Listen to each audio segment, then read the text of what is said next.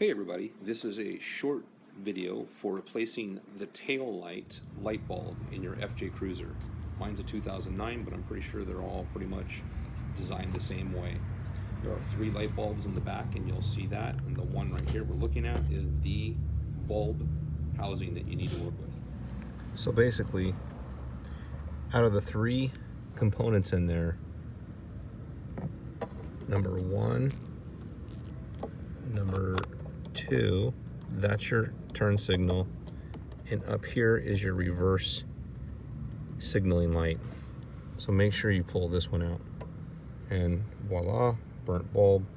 $8.95 at your AutoZone store. You can get other ones, but for $8.95, if you don't ever want to replace them again, I'd recommend getting the LEDs for about 19 bucks. Basically, you're going to pull out the old bulb in the housing and press in a new bulb. Simple as that. And that's pretty much it.